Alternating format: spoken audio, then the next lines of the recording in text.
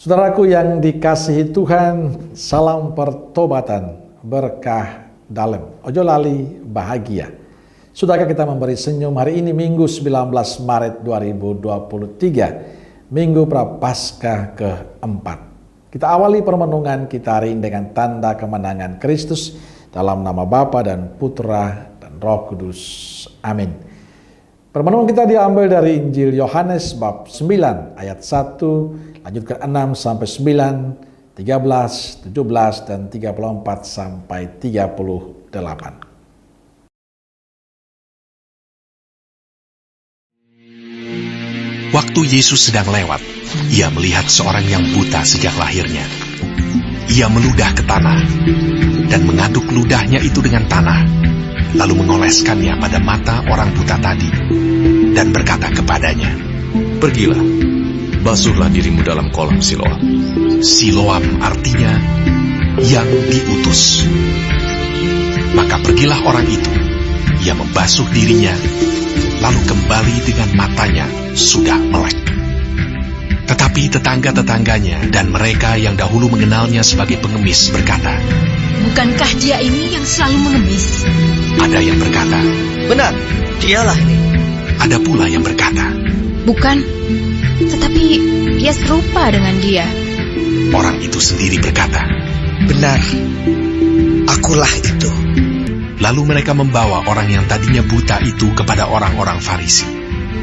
Adapun hari waktu Yesus mengaduk tanah dan memelekkan mata orang itu adalah hari Sabat.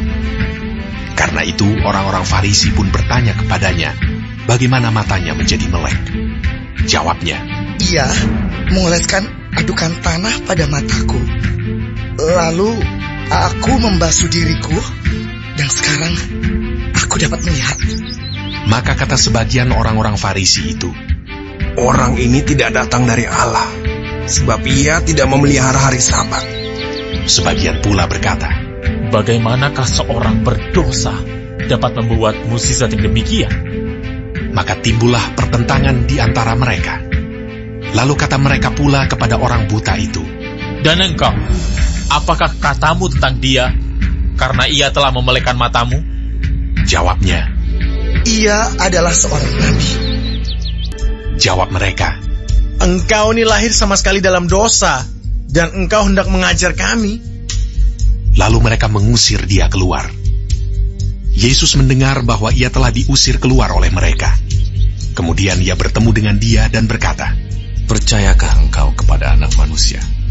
Jawabnya, "Siapakah dia, Tuhan, supaya aku percaya kepadanya?" Kata Yesus kepadanya, "Engkau bukan saja melihat dia, tetapi dia yang sedang berkata-kata dengan engkau. Dialah itu." Katanya, "Aku percaya, Tuhan." lalu ia sujud menyembahnya. Saudaraku yang dikasihi Tuhan, bacaan hari Minggu Prapaskah keempat ini bercerita tentang seorang yang buta sejak lahir disembuhkan Yesus. Ia tidak bisa melihat dunia sesama sehingga perlu dituntut pada saat ia berjalan. Mengapa ia buta? Menurut orang Farisi, itu terjadi karena dosa, entah dosanya sendiri atau dosa orang tuanya. Namun apa kata Yesus? Bukan dia dan bukan juga orang tuanya, melainkan pekerjaan Allah harus dinyatakan dalam dia. Allah punya rencana tersendiri pada orang yang buta ini. Saudaraku yang dikasihi Tuhan, kenyataan hidup si buta adalah menderita karena dia buta. Ia tidak bisa melihat, itu saja. Jadi bukan karena dosa atau kenyataan lain. Dalam konteks hari Injil hari ini, kenyataan penderitaan si buta mempunyai tujuan yang baik untuk menyatakan karya-karya Allah. Karya Allah yang nyata dalam hidup yang sengsara, yang menderita. Karena itu kita bisa melihat apa yang Tuhan Yesus lakukan pada orang buta itu. Tuhan tidak tinggal diam, tapi Tuhan menolong. Ia menyembuhkan dan menyelamatkan. Ia menghilangkan penderitaan orang buta itu. Tuhan menghilangkan dengan kata-kata dan perbuatannya. Setelah ia mengatakan semuanya itu, ia meludahi ke tanah dan mengadu ludahnya itu dengan tanah dan mengolesnya pada mata orang buta tadi. Dan menyuruhnya basuh diri dalam kolam Siloam, sehingga matanya menjadi melek. Saudaraku yang dikasihi Tuhan, Dalam kehidupan kita dan sekitar kita, kita temukan banyak bentuk penderitaan, kelaparan, kekeringan, sakit, kemiskinan, dan lainnya. Yang mengalami penderitaan itu entah diri kita sendiri ataupun orang lain di sekitar kita. Penderitaan, sengsara bukanlah hal yang sia-sia. Allah justru berkarya, bekerja dalam penderitaan, kesengsaraan hidup manusia.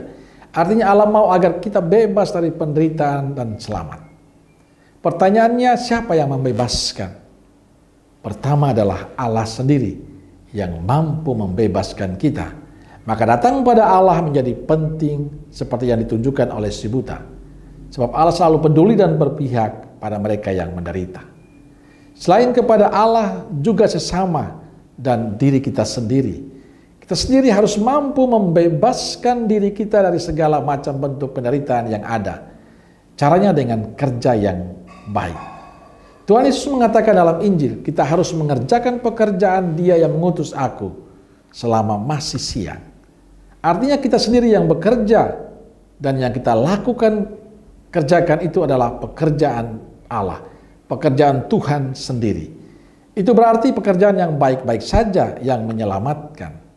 Saudaraku yang dikasihi Tuhan, Santo Paulus kepada umat di Efesus dalam bacaan kedua mengatakan, hiduplah sebagai anak-anak terang, karena terang hanyalah berbuahkan kebaikan, keadilan dan kebenaran. Janganlah turut mengambil bagian dalam perbuatan-perbuatan gelap yang tidak berbuahkan apa saja. Pekerjaan Tuhan menurut Santo Paulus adalah pekerjaan yang terang, pekerjaan yang baik, yang adil dan benar. Karena itu supaya kita sendiri bisa selamat, bisa bebas dari segala macam hidup yang menderita, sengsara, maka yang mesti kita perhatikan dalam hidup kita adalah lakukan segala yang baik, yang adil dan benar, serta buanglah segala yang jahat dan buruk dalam hidupmu. Maka selama kita masih bisa melakukan sesuatu, lakukanlah yang baik dan benar. Amin. Semoga Allah yang Maha Kasih memberkati saudaraku sekalian, Bapa, Putra, dan Roh Kudus. Amin. Keluarga Kudus Nazaret, doakanlah kami. Amin. Berkah dalam.